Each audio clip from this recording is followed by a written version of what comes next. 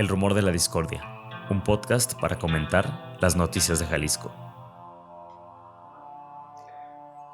Un rumor es una voz que corre entre el público o un ruido confuso de voces. Bienvenidas, bienvenidos al rumor de la discordia. Esta mañana estoy con Pepe Toral. ¿Qué tal, Ángel Melgoza? ¿Cómo estás? Bien, buen día. Hoy con un programa especial a distancia.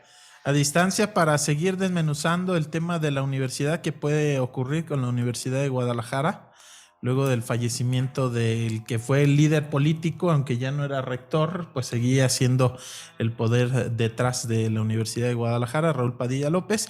Y bueno, para abrir un poco el panorama, invitamos a Roberto Rodríguez, un experto en el tema de la autonomía universitaria. Roberto, buen día, gracias por acompañarnos.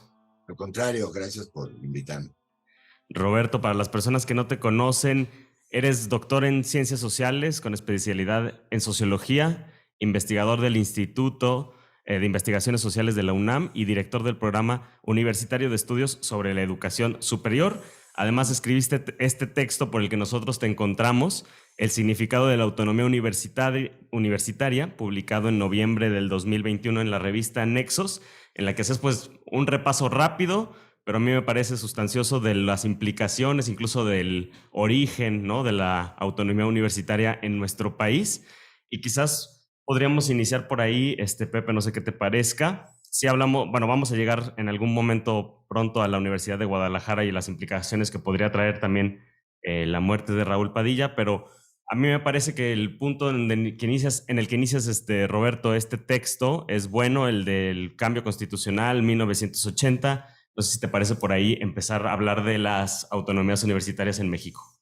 Con mucho gusto. Mira, la autonomía universitaria es una figura que garantiza la libertad de cátedra y de investigación, el autogobierno, la libre administración y el régimen laboral académico. Todos esos elementos generalmente están planteados en las leyes orgánicas de las instituciones autónomas. De las universidades, en su gran mayoría, provienen de leyes que son aprobadas por los congresos de los estados y en algunos pocos casos por el Congreso Federal, como es el caso de la UNAM, de la Autónoma Metropolitana, de la Autónoma de Chapingo y algunos más. Es decir, de ahí provienen las autonomías universitarias y es bueno mencionarlo en plural porque no hay una autonomía que sea general para todas, sino estas comprenden distintas facultades y distintas atribuciones según lo determine la ley orgánica. Que tarda en llegar a esta autonomía, digamos, en muchas instituciones, ¿no? Inicia en el centro del país, pero sobre todo en las regiones, en los estados, tarda en garantizarse. Sí, se acaba de aprobar la autonomía universitaria para la Universidad de Quintana Roo, por ejemplo, apenas hace un año, es la más reciente y todavía hay algunas en proceso, en posibilidad de confirmación. Las dos universidades interculturales, la de Sinaloa, que es la Universidad Autónoma Indígena de México, y una en Oaxaca, la Universidad Autónoma Comunal de Oaxaca, me parece que se llama. Estas tienen que tener todavía una confirmación, pero así es como se han ido adquiriendo a lo largo de muchos años las instituciones esta condición de autonomía. Sin embargo, había ahí una especie como de, no digo de paradoja, pero una condición para ellas. Es decir, aunque la autonomía reconoce el autogobierno y la capacidad de autorregulación, pues toda esta descansaba en las leyes orgánicas y por lo tanto los congresos de los estados o el gobernador, por iniciativa del gobernador o de alguna fracción parlamentaria o de diputados, podían modificarse estas leyes orgánicas. Llegó entonces en el año de 1980 la autonomía constitucional, en la cual se dan algunas garantías que son comunes a todas las universidades autónomas, esta de autogobierno, es decir, de fijar su propio régimen de gobierno, la elección de autoridades, entre otros elementos, la capacidad autorregulatoria, esto de la autonomía para el manejo de sus recursos, y también, muy importante, el de determinar las condiciones laborales del personal académico. Eso viene en la autonomía constitucional, y se supone que son las garantías de las instituciones. Recientemente, con la aprobación de la Ley General de Educación Superior, todavía se fijó un candado adicional de la mayor importancia, que para modificar las leyes orgánicas es necesario dos cosas. Primero, una consulta previa, libre e informada a las comunidades, es decir, de estudiantes y de profesores y de académicos, y además el pronunciamiento del máximo órgano colegiado de gobierno. De manera que con esta disposición, es el artículo 2 de la Ley General de Educación Superior, se asegura que haya acuerdo entre la institución y el órgano legislativo local para modificar la ley. Ese es, así, en síntesis, el panorama normativo de la figura de autonomía universitaria.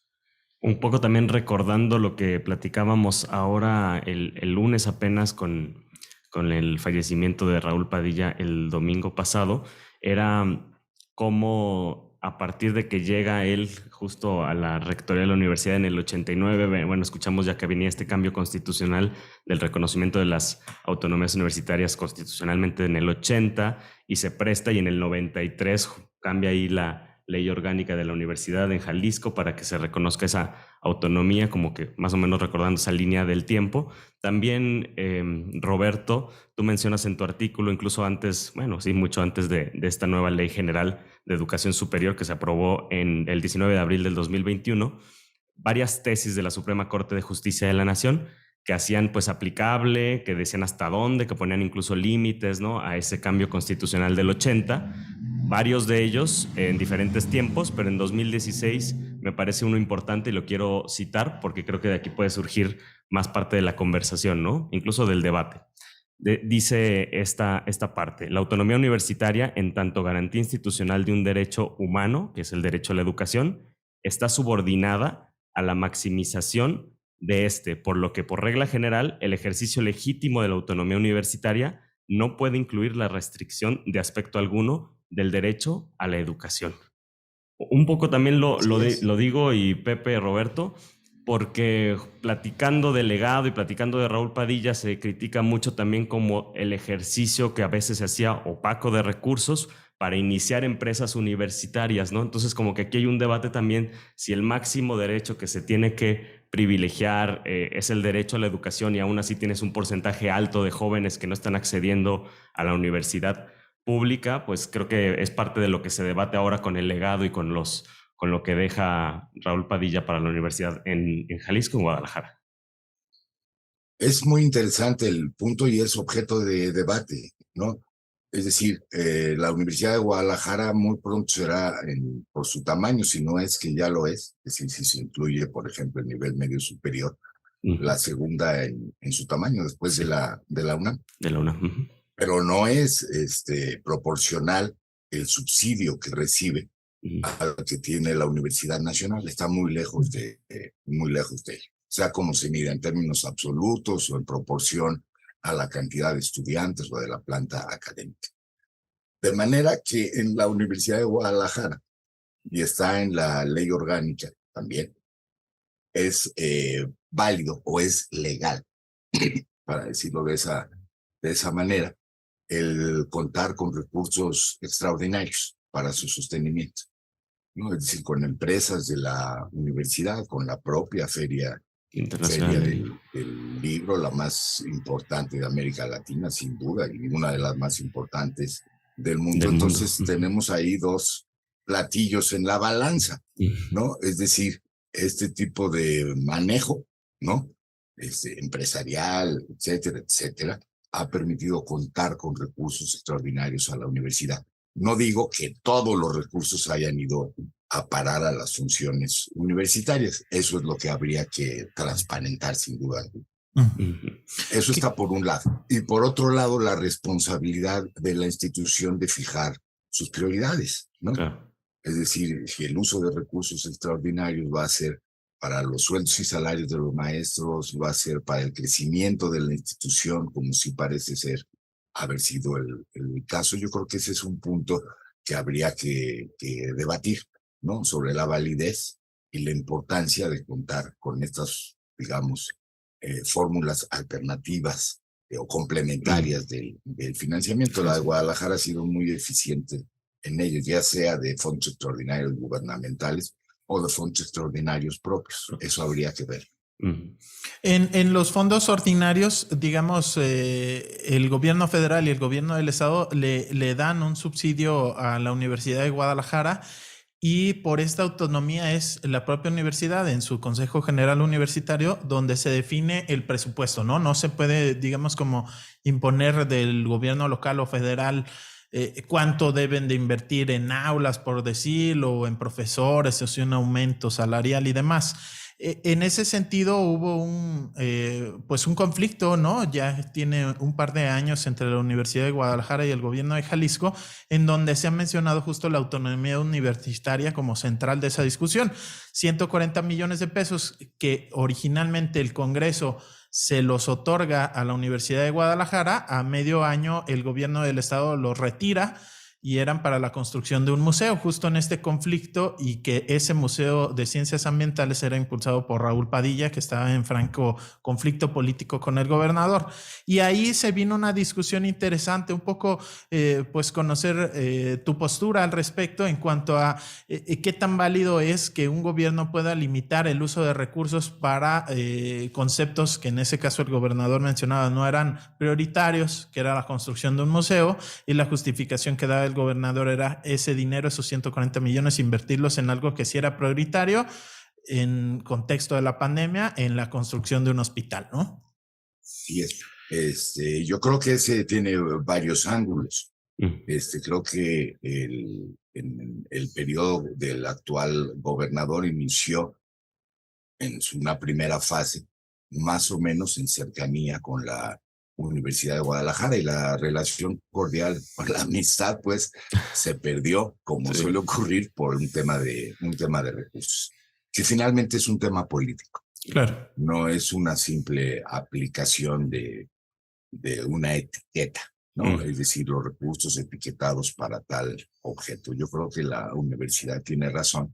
Bueno, sacó a los académicos y a los estudiantes a las calles en más de una ocasión, la defensa de esa cuestión, de que una vez aprobado el subsidio, debe ser usado desde la perspectiva de la institución, porque además la institución lo solicita, digamos, no solamente una cantidad, sino se justifica esa solicitud de presupuesto, tanto el federal como el del Estado. Y una vez que el Estado lo aprueba, la universidad debería tener la libertad de emplearlo en sus prioridades y no en las prioridades del gobernador o del Congreso. Eso está claro, ¿no? De manera que sí ha sido una fricción, por decirlo menos, con la Universidad de Guadalajara, y el tema ha llegado a los tribunales y todavía me parece que no tiene una solución firme y definitiva, por lo menos permanente, que garantice que en lo sucesivo va a ocurrir de la manera como la ley dice que debe ocurrir, ¿no? Es decir, con autonomía para la utilización del patrimonio, del cual forman parte los subsidios, ¿no? ¿Qué tan común es este tipo de conflictos en donde gobiernos locales o ya sea el federal intentan pues intervenir en las decisiones que en teoría son autónomas de una universidad? No, generalmente se negocia, y ahora estamos en una condición extra, es decir, con las universidades en condición de quiebra técnica, pues para decirlo de una manera, o de problemas, por lo menos hay bueno, el número varía según se establezca el límite, pero van al menos una decena de universidades, por decirlo menos, de las autónomas, están en esa condición, en que los recursos apenas alcanzan y no siempre para resolver la nómina y las prestaciones, ¿no? Entonces, ahí se han hecho acuerdos extra bilaterales entre las universidades y la Subsecretaría de Educación Superior, que es la que tiene posibilidades de dar incrementos para resolver esa problemática, pero son acuerdos condicionales. Ahí sí que se etiquetan.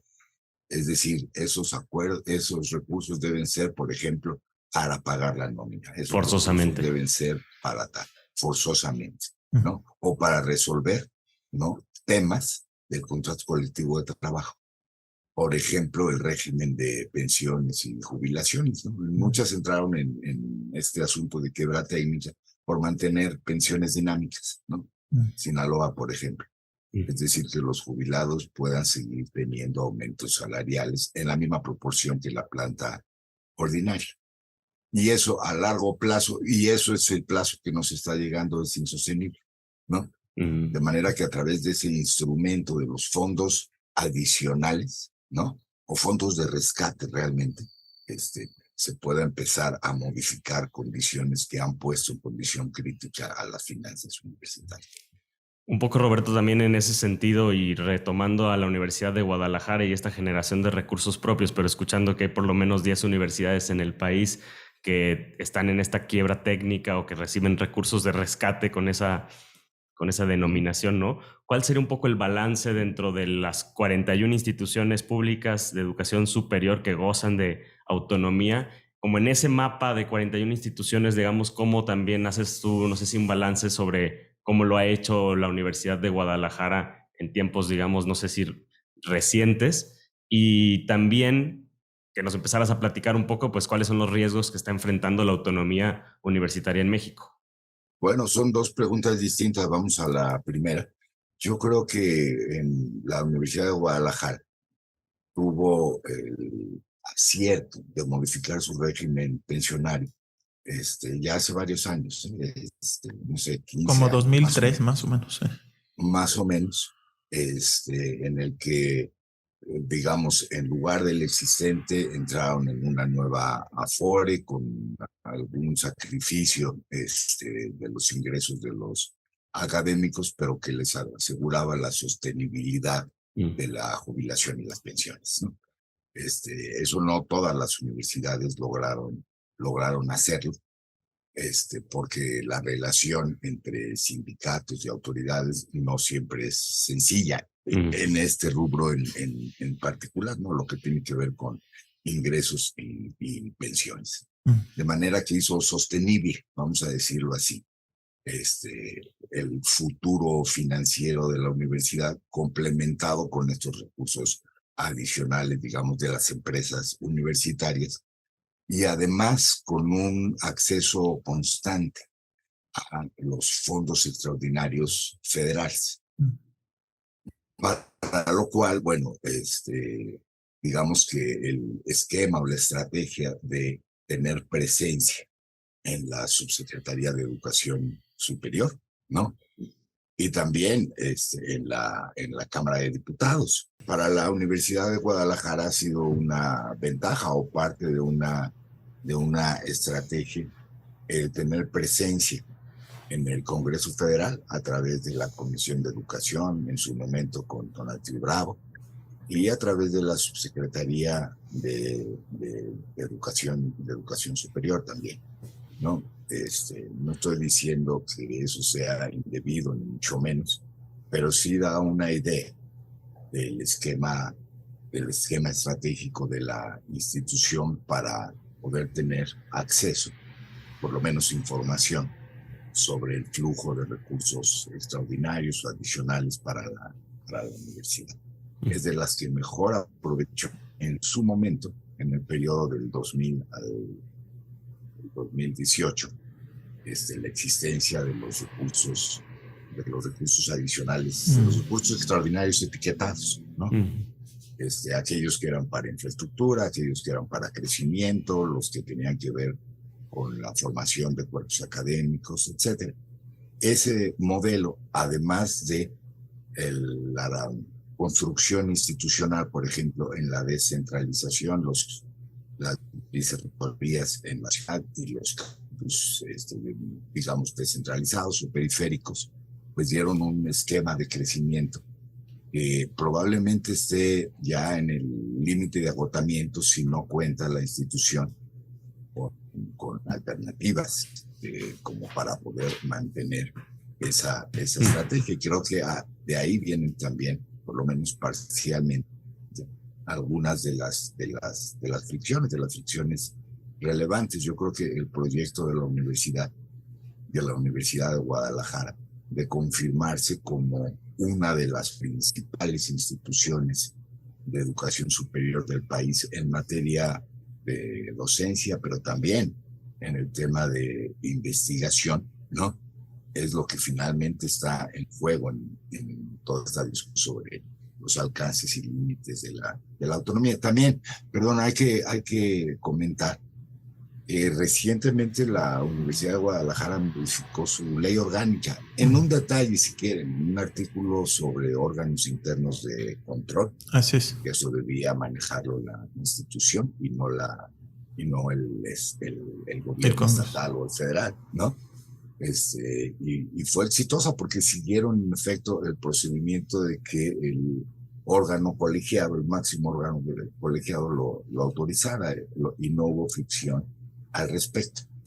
Esto es interesante en sí mismo porque muestra que digamos, fricciones o ataques finalmente a la autonomía pueden ser de dos tipos, ¿no? Uno, los intentos reiterados en varias universidades estatales.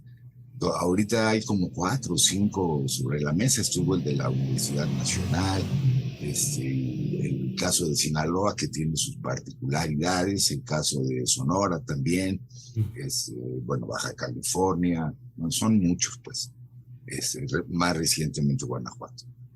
Esa es una manera, modificar la ley orgánica, pero otros fricciones o ataques sobre la autonomía no tienen que ver con las leyes orgánicas, tienen que ver con el subsidio.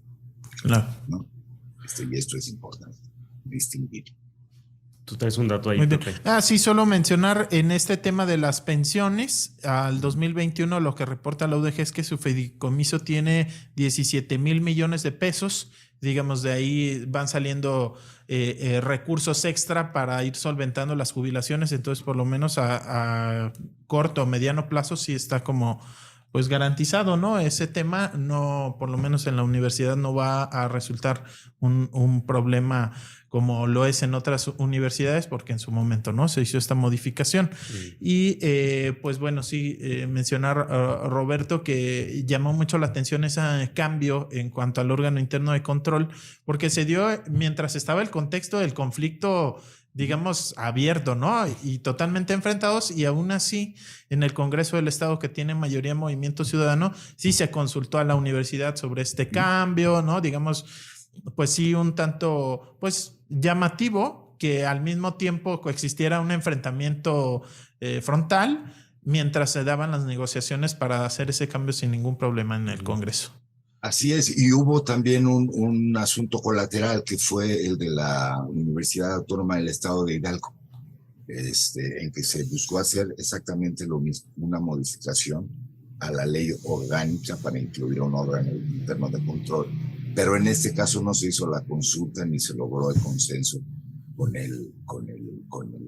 la universidad, de manera que la disputa, digamos, en contra de ese ordenamiento llegó a la Suprema Corte, y la Suprema Corte falló a favor de la universidad y se detuvo la disposición de incluir un órgano interno de control de la manera como lo había planteado el legislativo de Hidalgo. Ocurrió casi al mismo tiempo. No sé si es ir un poco al camino o al terreno de lo político, Roberto, pero me gustaría a mí escuchar una opinión tuya, si es que la tienes al respecto, sobre, haces este análisis, conoces muy bien las instituciones autónomas del país, cómo se rigen, cuáles son los pesos políticos, ¿no? Como el control real, fuera incluso de las leyes o de los mecanismos legales. En este caso, no sé si nos puedes regalar un comentario sobre lo que representa de alguna manera que ya no esté una figura, en este caso como Raúl Padilla, y si en otros casos de la República hay situaciones similares que se han dado, o este es un caso completamente distinto, si también se puede como contrastar con otras experiencias en el país. No es un caso excepcional, ¿no? Prácticamente en todas las universidades de los estados, las autónomas de los estados, la figura del rector, porque la figura de universidad es muy importante en los estados de la universidad autónoma, es muy simbólica, no solamente es muy simbólica, sino provee los recursos de profesionales, médicos, abogados, etcétera, etcétera, para el estado. Entonces el control de la universidad resulta ser estratégico en términos políticos, ¿no? Claro. Eventualmente hay alineamientos, digamos, entre gobernador, Congreso y la universidad, y todo pareciera fluir con tranquilidad, pero a veces esos equilibrios se rompen, ¿no? Claro. Y Jalisco ha pasado por esa transición, justamente, y es parte de lo que explica estas elecciones como la actual. Sí, la Universidad de Guadalajara tiene una figura muy emblemática, vamos a llamarla así. Para unos es el cacique y para otros es el bienhechor de la universidad, sin duda alguna. Eso es algo todavía que la historia tendrá que resolver, la verdad. Es decir, hay argumentos en favor de una o de otra postura. Claro. Pero sin duda reemplazar esa clase de liderazgos no es tarea, pero para nada sencilla. Claro. Y es una tarea para el porvenir. Es interesante, déjame traerte ese otro punto, que fue Jalisco el primer estado en establecer, ya bajo el paraguas de la Ley General de Educación Superior, su ley local, ¿no? A mi gusto se adelantaron un poco, pero porque todavía hay cosas que se están reformando en el manejo del Sistema Nacional de Educación Superior, como lo de evaluación y acreditación, el espacio común de educación superior, que podían haber sido incluidas en la ley. Pero el debate fue muy interesante. Es decir, la Ley de Educación Superior del Estado de Jalisco es 90% réplica de la ley general, ¿no? Uh-huh. Pero hay un punto que fue el que causó el debate en el Congreso, ¿no? Entre las posiciones de MC y la del resto de los partidos, y en la que intervino también el gobierno estatal, que es el tema del subsidio del Estado, ¿no? Que se quería fijar una meta, se quería hacer obligatorio de tal manera, y eso finalmente no transitó, ¿no? Y se dejó tal cual como está en la ley general, como un asunto de hay una corresponsabilidad en el subsidio, pero no se fijan montos ni proporciones, que es lo que se estuvo discutiendo en el Congreso, ¿no? Yo creo que esa es todavía una frontera. Sí ha sido interés de la universidad el que se fije de una manera más clara cuáles son las reglas para el subsidio estatal. Ahorita están como 50% federal y estatal aproximadamente, pero eso depende de convenios que son renovados anualmente. Anualmente. ¿No? Muy bien. ¿Qué riesgos ves a nivel general, y si quieres compartir algunos a nivel de la Universidad de Guadalajara, respecto a esta autonomía, ¿no? No sé, de alguna manera el presidente Andrés Manuel López Obrador criticaba este hecho de que la universidad tuviera diputados, de que Raúl Padilla tuviera influencia sobre funcionarios universitarios que pasan al Congreso o son regidores en municipios, inclusive la creación de este partido político local, Hagamos, que está totalmente ligado a la Universidad de Guadalajara, ¿no? De alguna forma el presidente eso lo ha criticado en varias ocasiones en la conferencia matutina, pero también le ha traído sus beneficios a la universidad, como que mencionas, el tener a personajes como Donatio Bravo Padilla, que fue rector de la universidad, como diputado federal en la Comisión de Educación. Un poco ese balance, ¿cómo lo harías en cuanto a positivos, negativos de ese tipo de roles políticos y pues los riesgos que enfrentaría la autonomía de una institución como la UDG? Perdón, otra vez son varias preguntas, claro, algunos ángulos, ¿no? Es interesante que llamemos de entre comillas partido universitario, pues no le fue bien en las elecciones, ¿no? Y que finalmente Tampoco le fue bien a Tonatiuh como candidato y no le fue bien ahora en su posibilidad de liderar la Asociación Nacional de Universidades, para la cual también era candidato. De manera que eso hay que tenerlo presente en el balance de fuerzas, ¿no? Es decir, que la oposición gubernamental, estatal y federal contra la Universidad de Guadalajara, hay que tenerlo muy claro, me parece a mí. Creo que están mirando hacia el lugar equivocado, me parece a mí, las autoridades federales y las estatales. La Universidad de Guadalajara es una de las instituciones más sólidas con las que cuenta el país a nivel universitario. No se critica, por ejemplo, la participación de las universidades, por ejemplo, Campeche y Tabasco en la estafa maestra. Parece que eso ya se olvidó y que no pasó nada allí, y que los rectores de esas instituciones son ajenos a la política local, etcétera, y de ninguna manera no es así. Es decir, es una mirada sesgada enfocarse en universidades como la de Guadalajara, para caracterizar este asunto de la intersección entre la universidad, el gobierno del Estado, los legisladores, etcétera, ¿no? Habría que tener un balance más sereno y una perspectiva más amplia para realmente juzgar, ¿no?, la validez de este tipo de críticas. Cuando son críticas muy enfocadas a personas o a instituciones, es que hay algo más, y me parece que ese es el caso. Restablecer ese equilibrio que alguna vez existió, lo que llamábamos alineamiento, pues, entre gobernador, fuerzas políticas del Estado, incluso la federal. Pues es una tarea pendiente, pero es indispensable para la gobernabilidad de la institución y para el acceso a los recursos que requiere. De no llegar a un nuevo arreglo, no es difícil pensar en una posibilidad de conflicto, ¿no?, que o se extiende o se profundiza. Eso es un riesgo, desde luego que lo es, y estamos viendo ya sus efectos, o hemos visto sus efectos, y el caso de la UDG es muy claro en ese sentido. Digamos, capacidad de movilización a las calles, por sus demandas, y también ha mostrado capacidad de enfrentar,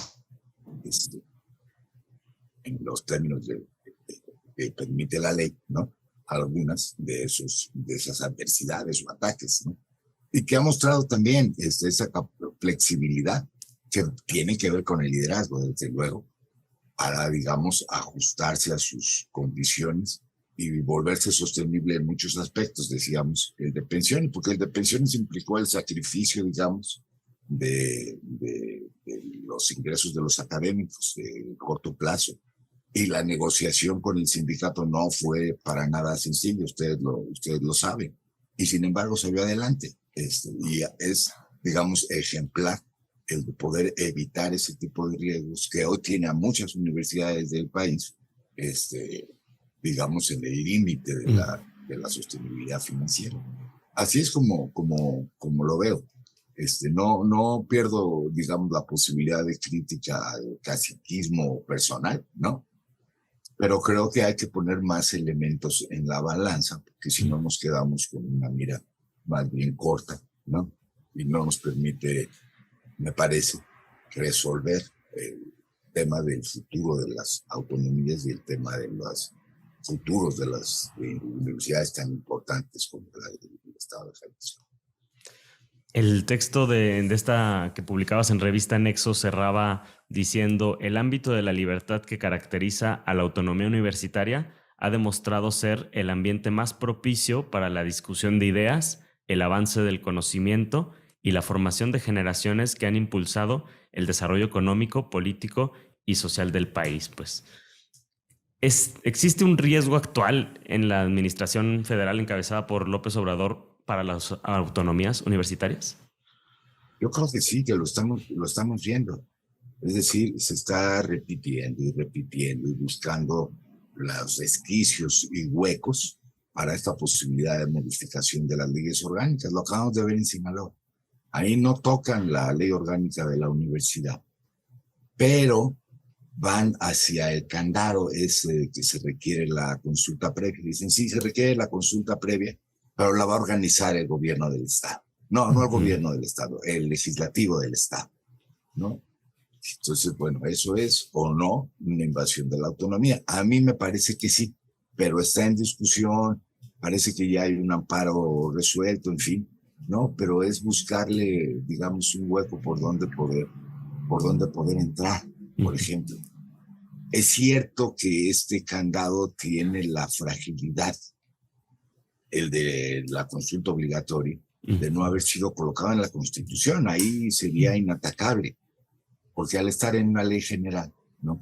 Entra, digamos, otra vez en fricción con la facultad que tienen los gobernadores y los diputados de iniciar reformas de ley, por ejemplo. Claro. Que esa es una atribución que reconocen las constituciones de los estados y también la Constitución Federal. Entonces, una cosa no resuelve la otra, por ejemplo. Ahí hay una frontera de discusión. Otra está en que en todo lo que va de ese sexenio, los recursos para las autónomas no han sido crecientes, ¿no? Han estado al límite de la inflación, pero de la inflación que calcula Hacienda que va a ocurrir en el año, que es muy distinta de la que realmente ocurre, ¿no? No solía ser así, pero ahora lo es, ¿no? O sea, Hacienda calcula 3% de inflación y está ocurriendo el 8%, por ejemplo. Y ese pedacito no es cualquier cosa, claro, ¿no? Ahí estamos en otro problema. Si le haya dado prioridad financiera al sistema de universidades Benito Juárez, por ejemplo, y no a las autónomas, pues tiene un significado. Como antes lo tuvo el que se le diera prioridad a toda la educación superior tecnológica, ¿no? Universidades tecnológicas, institutos tecnológicos, politécnicas, etcétera, y limitado a las autónomas, ¿no? Eso es realmente los dos aspectos. Pues no escuchar lo que quieren los estudiantes, por ejemplo. Ellos quieren en cada uno de los estados como primera opción ir a la universidad autónoma de su estado, ¿no? O ir a la UNAM, por ejemplo, ¿no? Y solamente como premio de resignación ir a las instituciones tecnológicas o a las normales. Eso es así. Y no se ha querido ver desde hace muchos años ya, ¿no? No es propio de esta administración, ¿no? Desde el 2000 para acá, que no se ha dado la debida prioridad al crecimiento y al fortalecimiento de las universidades autónomas. Los medios han sido diferentes, ¿no? Creo que sí está en riesgo la autonomía, me parece que sí, y que hay que cuidar. También, pues ligado a esto que mencionas y que ya habías mencionado de pasada, la desaparición prácticamente de estas bolsas concursables, ¿no? La universidad hablaba de que antes del gobierno federal podía bajar inclusive 1,000 millones de pesos extraordinarios por concursar, ¿no? A ver, una bolsa y cualquier universidad pública estatal puede concursar, presenten proyectos de infraestructura o de difusión o demás y podían bajar así recursos. Eso ya prácticamente desapareció y únicamente están los recursos, digamos, como ordinarios y si consiguen algo extraordinario, pero digamos ya no pueden concursar con otras escuelas por bajar dinero específico para proyectos y eso también ha pegado bastante porque pues era prácticamente parte del presupuesto anual de las universidades. Así es, y a la de Guadalajara no solo le fue bien, sino que fue a la que le la fue que mejor de todas, ¿no? Es decir, lograron encontrar los mecanismos. No estoy diciendo simular nada, o sea, los proyectos de infraestructura se hicieron, los nuevos campus se hicieron, se formaron los grupos académicos, etcétera, etcétera. Le fue muy bien con ese modelo. El modelo ya cambió, queda un solo fondo extraordinario y se supone que es para obligatoriedad y gratuidad, aunque en realidad sigue siendo para infraestructura, ¿no? Pero es muy limitado, sin duda alguna, y nos estamos acercando más. En realidad es regresando al pasado de los contratos bilaterales entre la institución y el gobierno federal, y eso sí están condicionados, Son discrecionales. Objetivos académicos. No es que sean discrecionales, es que te dicen, tu problema, ¿no? Son las pensiones. Entonces se requiere una negociación sindical para que éstas aminoren su impacto, ¿no? Tu problema son los inmuebles, entonces se requiere una modificación de la manera como están contratados esos inmuebles, por ejemplo. Es ese tipo de condicionamiento, ¿no? Que parte de un diagnóstico de cuál es el problema, ¿no? No cuáles son tus horizontes de desarrollo. Claro. Es muy distinto, ¿no? Claro. Y estamos llegando más a la generalización de esa segunda posibilidad, ¿no? Es decir, el convenio bilateral. Y en el convenio bilateral, pues, lo político tiene también un peso importante. Claro. Y el concurso, pues. Muy bien. Roberto, pues agradecerte mucho por este tiempo, por esta conversación, y esperemos que también, no sé si quieras agregar algo que no se haya comentado hasta el momento. No, pues un saludo muy cordial a la comunidad de Guadalajara y en especial a la UDG, una universidad que yo soy, de la que admiro mucho en realidad, de la manera como se ha venido desarrollando. Luces y sombras como en cualquier institución, si quieren, ¿no? Se puede ver desde distintos ángulos, mejor es verlo desde ángulos múltiples. Esa es mi conclusión. Perfecto. Pues gracias, Roberto. Gracias, Roberto, y gracias a las personas que nos escuchan. El rumor de la discordia, un podcast para comentar las noticias de Jalisco.